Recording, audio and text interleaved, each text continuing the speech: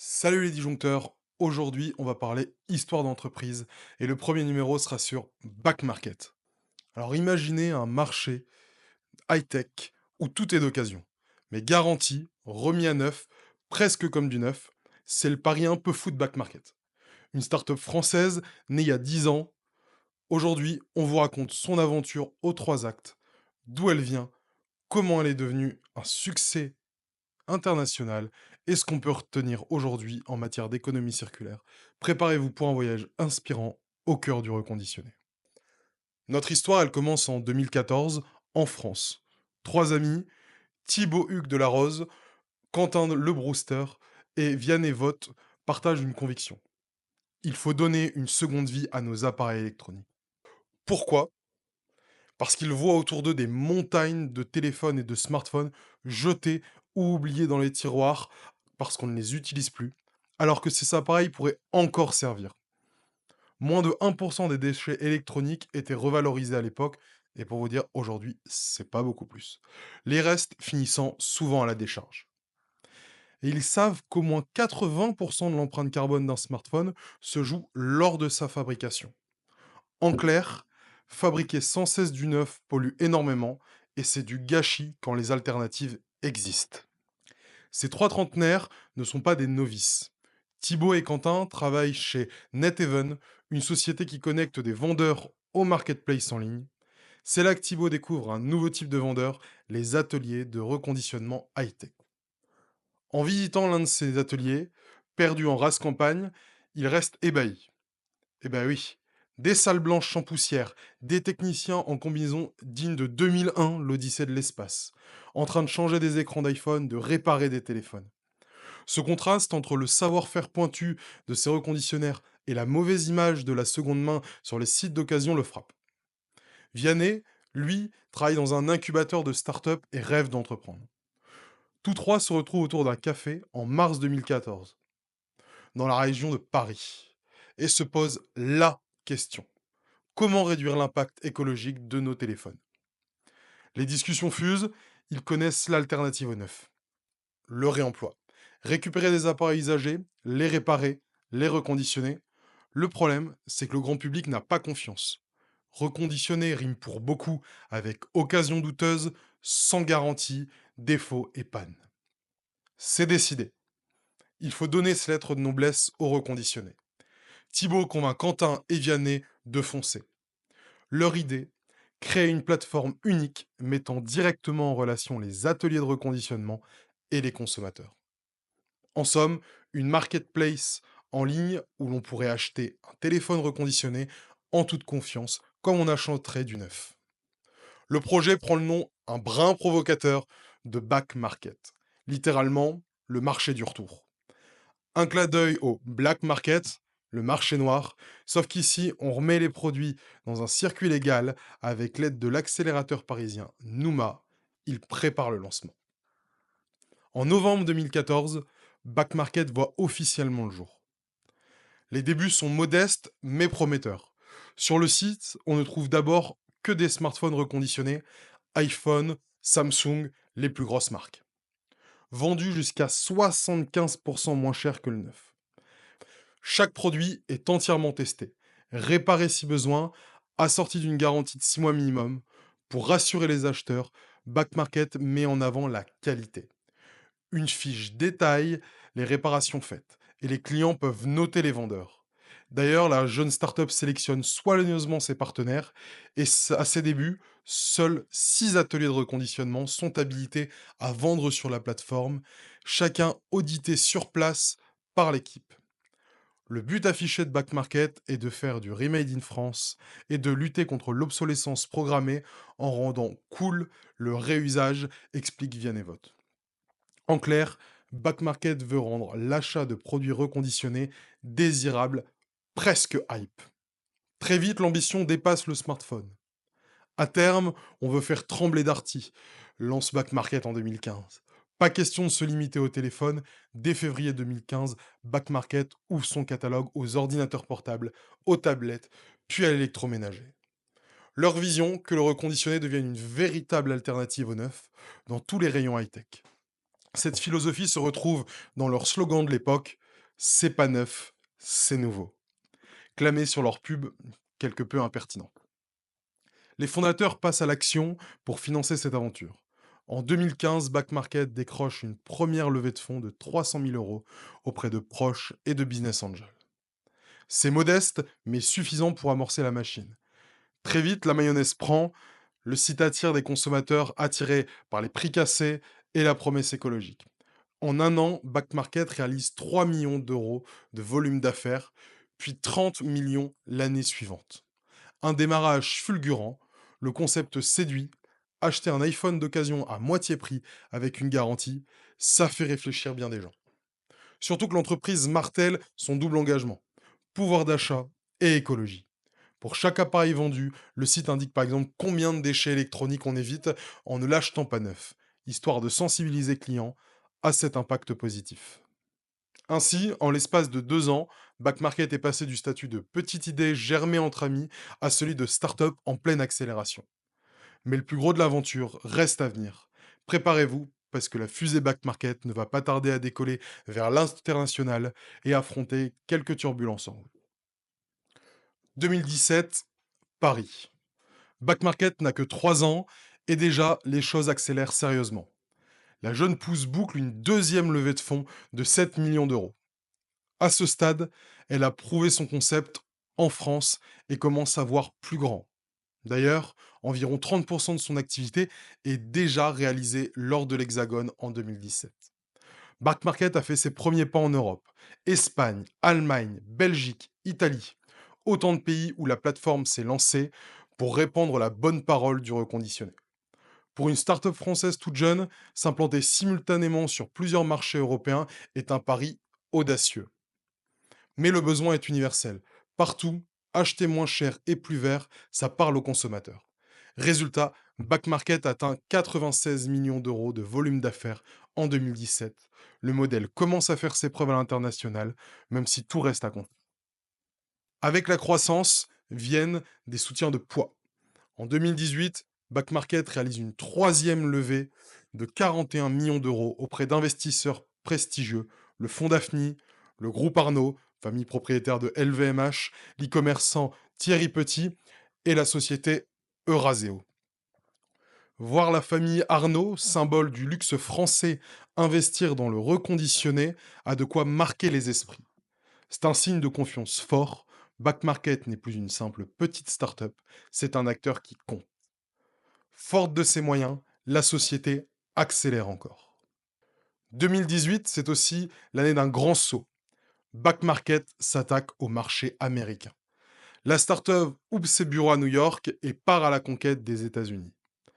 Pas simple, car il faut évangéliser un grand public et affronter la concurrence des géants comme Amazon, qui propose aussi du reconditionné via sa section Amazon Renewed. Mais Back Market a une carte maîtresse, son expertise. À force de travailler avec des centaines d'ateliers de reconditionnement, la plateforme est devenue incollable sur la qualité et les prix. En 2018, elle fédère déjà plus de 270 usines de reconditionnement partenaires à travers le monde. Cela lui permet de proposer un large choix et de faire jouer la concurrence entre reconditionneurs pour tirer les prix vers le bas tout en améliorant la fiabilité. Cette année-là, Back Market revendique plus de 110 millions de dollars de volume de vente cumulé sur ces 3 premières années. Signe que le public adopte de plus en plus cette alternative. La diversification du catalogue atteint son plein régime. Certes, les smartphones, tablettes et ordinateurs restent les vedettes de la page d'accueil. Mais on trouve aussi des consoles de jeux, des télévisions, des écouteurs, des machines à café, tout y passe. Back Market veut être le supermarché du reconditionné. Même Apple commence à apparaître sur le site. La plateforme accueille les iPhones reconditionnés par Apple lui-même. C'est dire si le reconditionné gagne des lettres de noblesse. Avant, le reconditionné était un truc de geek, réservé aux technophiles avertis. Avec Back Market, c'est devenu une alternative grand public, résume fièrement Vianney Vote en 2018. En effet, petit à petit, acheter un téléphone remis à neuf commence à entrer dans les mœurs. Bien sûr, le chemin n'est pas sans embûches. 2019 apporte son lot de critiques. Qui dit hypercroissance dit aussi plus de visibilité, y compris auprès des organismes de consommateurs. Cette année-là, une enquête de 60 millions de consommateurs épingle Back Market, la plateforme, agrège la plupart des plaintes du secteur, révèle l'enquête. En cause, certains clients mécontents du fonctionnement du site et des comparatifs qui montrent Back Market n'offre pas toujours les garanties les plus longues du marché. Un an minimum de garantie, là où certains concurrents vont au-delà. On lui reproche aussi de ne pas proposer systématiquement des batteries neuves lors du reconditionnement, option que d'autres commencent à offrir. En clair, à mesure que Back Market devient le leader, il se trouve aussi sous le feu des attentes plus élevées des consommateurs. Ce moment charnière pousse l'entreprise à redoubler d'efforts sur la qualité du service. En réponse, les fondateurs mettent en avant le processus strict de sélection des vendeurs. Questionnaire technique détaillé, période d'essai de 40 jours durant lequel un nouveau reconditionneur ne peut vendre que 5 produits et contrôle continu des performances. Back Market instaure également des achats mystères. L'équipe commande incognito des produits à ses partenaires pour vérifier la qualité sur pièce. Sur la question des batteries neuves et des garanties, la startup s'aligne. Elle généralise la garantie 12 mois sur tous les produits et propose l'option d'une batterie neuve lorsque c'est possible. Enfin, face aux inquiétudes de certains sur le lieu de reconditionnement, par exemple des rumeurs de produits remis à neuf en Chine, Back Market joue la transparence en affichant désormais le pays de reconditionnement sur chaque fiche produit. Ces ajustements montrent la courbe d'apprentissage de l'entreprise. Grandir, c'est aussi encaisser les critiques et s'améliorer. Arrive 2020, une année charnière pour le monde entier et pour Back Market. En mai, la startup lève 110 millions d'euros supplémentaires, une série C avec Goldman Sachs en nouvel investisseur. L'objectif est clair, consolider sa place de leader mondial du reconditionné et améliorer encore la maîtrise de la qualité. Back Market annonce vouloir renforcer son équipe qualité et offrir de nouveaux services à ses vendeurs. Par exemple, en aidant à sourcer des pièces détachées de meilleure qualité ou à affiner leur protocole de test. La plateforme est maintenant présente dans 8 pays: France, Espagne, Allemagne, Belgique, Italie, mais aussi Royaume-Uni, Autriche et États-Unis, et compte plus de 1000 reconditionneurs partenaires actifs. Elle ne cherche plus à ouvrir de nouveaux pays à tout prix, préférant asseoir sa présence sur ses marchés principaux, notamment les USA, le UK et l'Allemagne. Et puis, arrive le Covid. Le Covid bouleverse tout. Le printemps 2020 voit la France et bien d'autres pays confinés chez eux. Pour Back Market, c'est un défi inattendu et une opportunité. D'abord, coup de frein, pendant les toutes premières semaines du confinement, certaines usines de reconditionnement tournent au ralenti. Le catalogue de produits disponibles chute temporairement, mais très vite, la demande explose. Télétravail oblige, beaucoup de gens cherchent un ordinateur portable ou un smartphone à prix réduit pour s'équiper sans se ruiner. Durant le confinement, nous avons doublé nos ventes, confie alors Thibaut Hugues de La Rose. Effectivement, sur l'année 2020, Back Market enregistre 2 fois plus de commandes qu'en 2019. La crise sanitaire, paradoxalement, renforce la plateforme. Acheter en ligne des produits reconditionnés apparaît pour beaucoup à la fois comme un geste économique et un geste écologique. On évite de puiser dans les nouvelles ressources. Back Market sort donc du lot en pleine pandémie, au point de sortir renforcé de la crise sanitaire à la fin 2020. La société revendique environ 1200 reconditionneurs partenaires sur la plateforme et une croissance à 3 chiffres sur l'année. Ce succès attire encore plus les investisseurs. Moins d'un an plus tard, en mai 2021, Back Market frappe un grand coup: 276 millions d'euros de levée en une nouvelle augmentation de capital. La startup entre officiellement dans le club fermé des licornes. Ces jeunes entreprises, valorisées plus d'1 milliard de dollars, à vrai dire, Back Market devient même la licorne française du moment, avec une valorisation estimée autour de 5 milliards de dollars suite à ce tour de table. Parmi les investisseurs de cette méga levée, General Atlantic, un fonds américain réputé, et des poids lourds déjà présents comme Goldman Sachs, Euraseo, Aglaé Venture ou Daphne. Pour Thibault et ses associés, c'est une validation extraordinaire du chemin parcouru en à peine 7 ans. Mais au moment même, un grain de sable vient troubler la fête. Le gouvernement français envisage d'étendre la redevance copie privée aux appareils reconditionnés. Cette taxe qui frappe déjà les appareils neufs, quelques euros reversés à la création artistique sur chaque smartphone neuf vendu, pourrait renchérir le prix des téléphones d'occasion de plus de 10%. Pour Back Market, c'est la douche froide. Cela risque de freiner net le secteur en plombant son avantage de prix.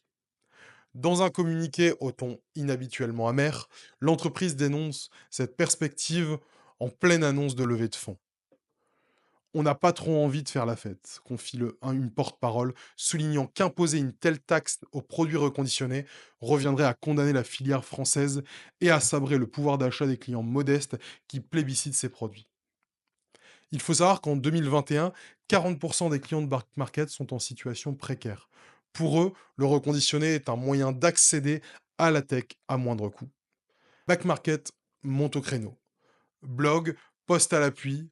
Pourquoi on n'a pas prévu de sortir le champagne? Titre le blog maison.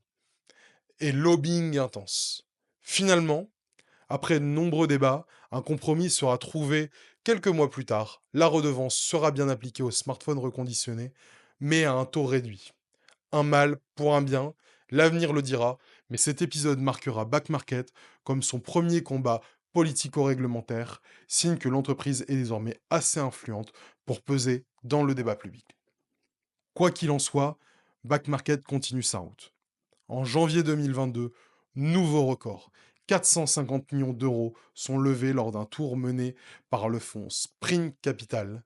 La valorisation de Back Market grimpe à 5,1 milliards d'euros, faisant d'elle la start-up française la mieux valorisée du moment, devant d'autres licornes comme Conto ou Miracle. Cette levée express, moins d'un an après la précédente, n'était pas vraiment planifiée. Très franchement, nous n'avions pas prévu de lever aussi vite, confie Thibault aux Échos. Mais certains fonds voulaient encore entrer au capital. Autrement dit, l'argent coulait à flot sur la French Tech début 2022.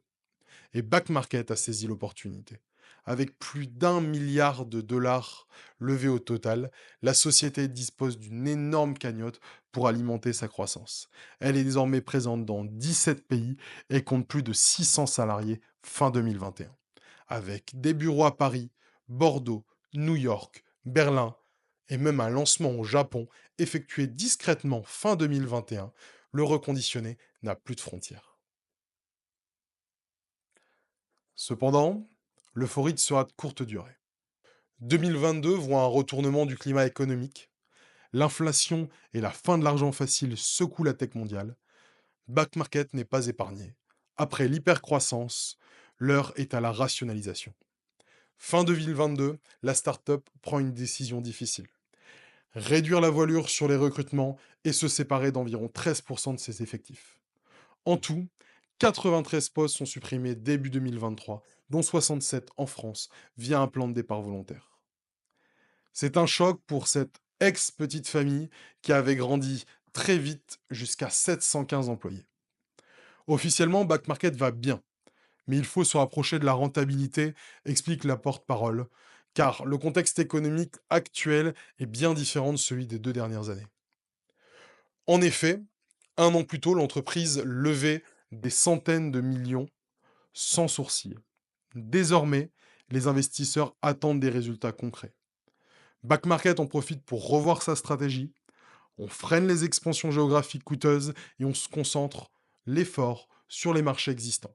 C'est un pivot stratégique majeur, passer du mode croissance à tout prix au mode efficacité et rentabilité. 2023 est donc une année de transition. Malgré tous les voyants, reste au vert côté business. Back Market dépasse les 15 millions de clients cumulés depuis sa création et franchit la barre des 30 millions d'appareils vendus sur sa plateforme. Son chiffre d'affaires 2023 atteint 320 millions d'euros, en hausse de plus 45% sur un an. Preuve que l'activité continue de croître sainement. Le volume de ventes réalisé sur le site avoisine les 2,2 milliards d'euros en 2023. Un chiffre impressionnant qui reflète toutes les transactions entre vendeurs et acheteurs via Back Market. Ces performances sont obtenues sur une structure allégée et plus disciplinée sur les coûts.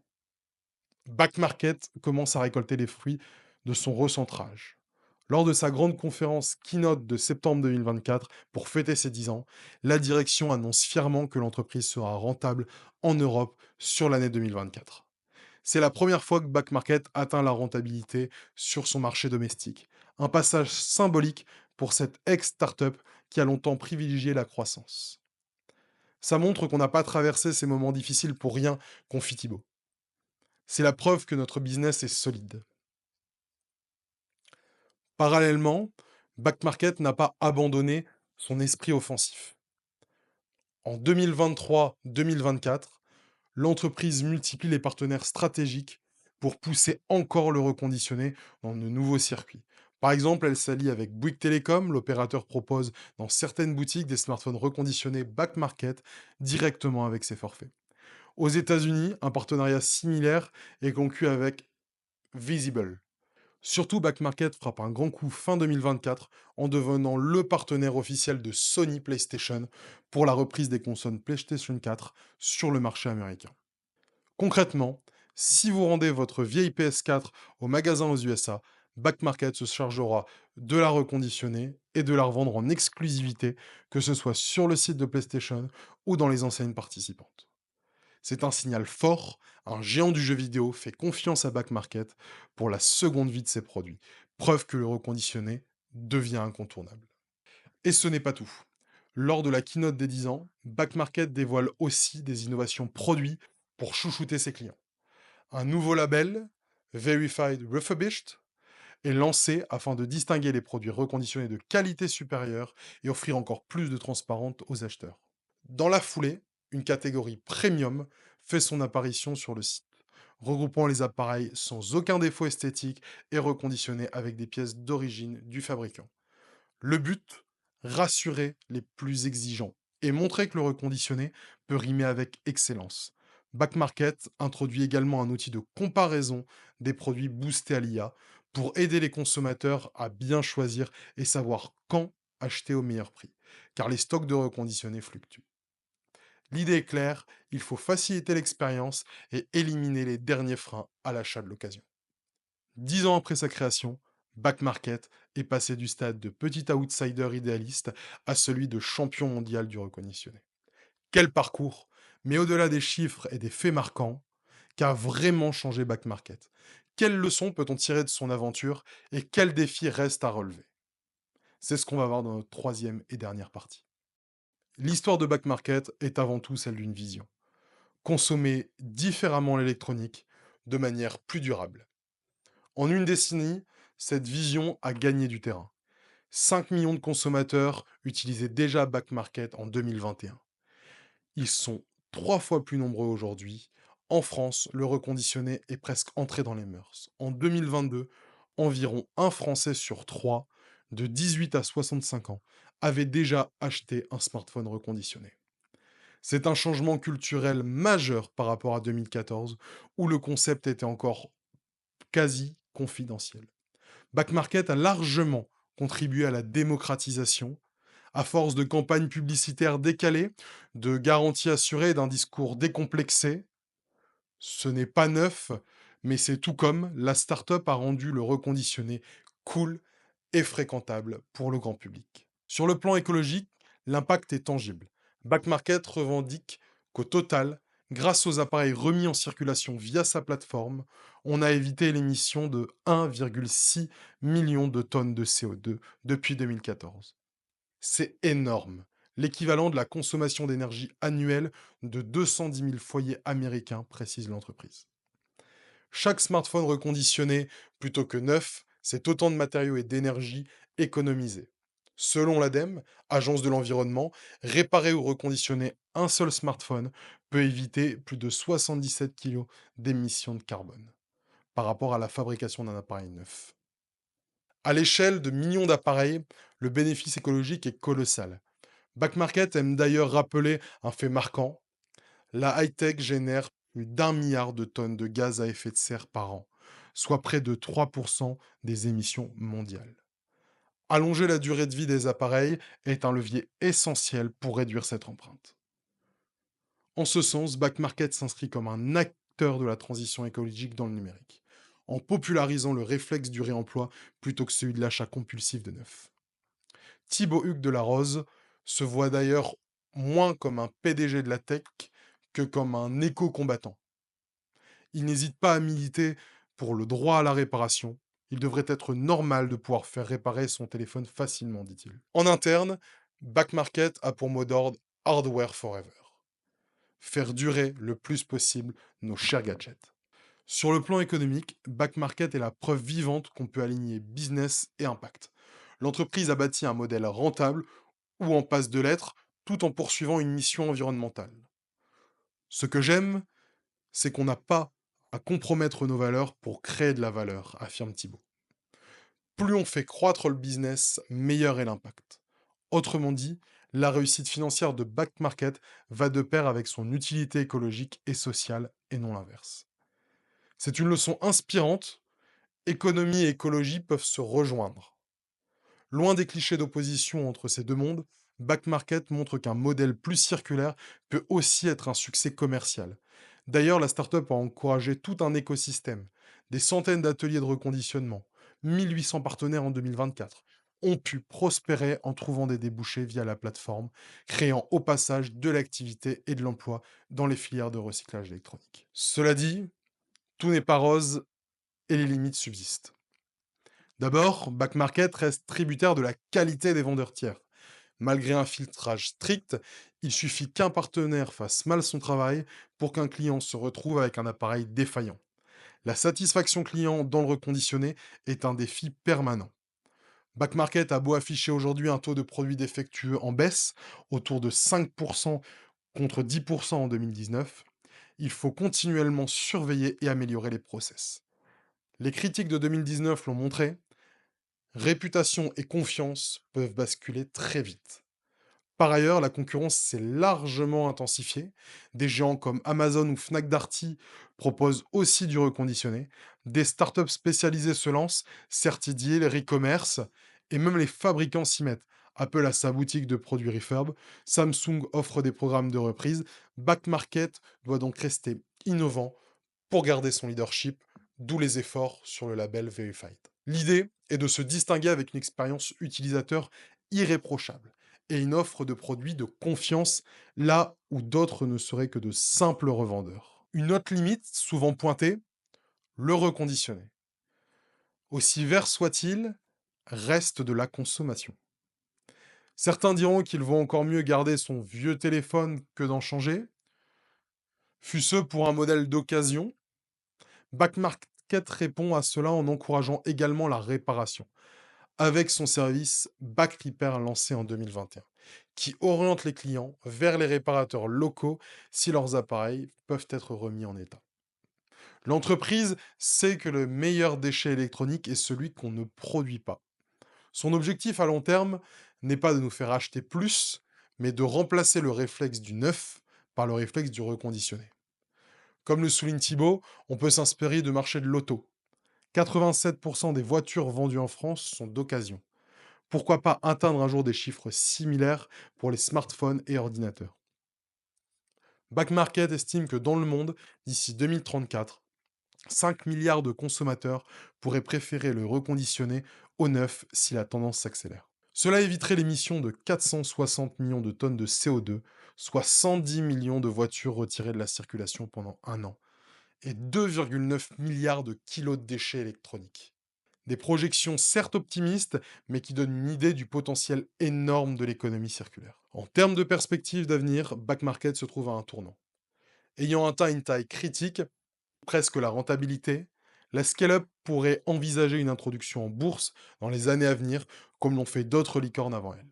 Même si aucune annonce officielle n'a été faite à ce jour, la priorité affichée par ses dirigeants reste d'abord de pérenniser le modèle, gagner de l'argent de manière durable sans dépendre constamment de nouveaux financements externes. La société est désormais configurée de sorte que nous n'ayons plus jamais besoin de lever des fonds à l'avenir, assure Thibaut Hugues Delarose. Cela témoigne de la volonté de voler de ses propres ailes et de prouver la viabilité du reconditionné à grande échelle. Back Market va sans doute continuer à innover. On peut s'attendre à le voir investir les services, assurance, casse, vol. Ils ont déjà un partenariat avec l'assureur Evi, extension de garantie, location longue durée d'appareils reconditionnés, etc. La startup pourrait aussi se développer sur de nouveaux marchés géographiques lorsque le contexte sera favorable. Pourquoi pas l'Amérique latine ou plus de pays en Asie dans le futur.